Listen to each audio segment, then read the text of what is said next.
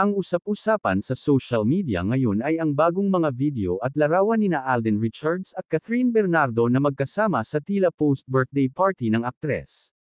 Mabilis na kumalat sa iba't ibang plataporma ang Instagram story ng fashion stylist na si Priscilla Ann Yap Taniedo, kung saan makikita si Alden na nagbibigay sorpresa sa mga dumalo ng malaking bouquet ng rosas at regalo para kay Catherine sa pribadong kaganapan.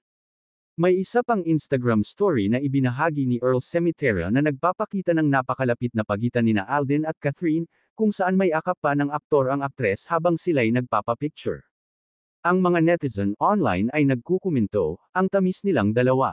Napansin din kamakailan ang mga momentong nagbonding nina Alden at Catherine sa ika-28 na kaarawan ng aktres sa Palawan. Kahit kumanta pa si Alden ng "Bakit Ngayon Ka Lang", kasama si Kakay Bautista bilang regalo para kay Catherine. Ang unang pagtatambal nila ay naganap sa hit na pelikulang Hello, Love, Goodbye, noong 2019. Dahil sa kanilang pagkakasama muli, umaasa ang mga tagahanga na magkaroon ng Part 2 ang kanilang pelikula o posibleng magkaroon sila ng bagong proyekto. Noong Nobyembre taong 2023, inanunsyo ni Catherine ang kanyang paghihiwalay sa kanyang matagal ng boyfriend na si Daniel Padilla.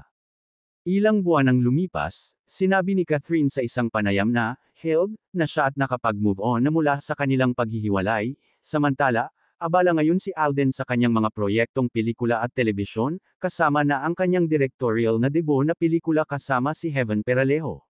Naghahanda rin siya para sa darating na kapuso historical drama na, Pulang Araw, kung saan kasama niya ang mga katulad nina Barbie Forteza, Sanya Lopez, David Licauco, at Dennis Trillo.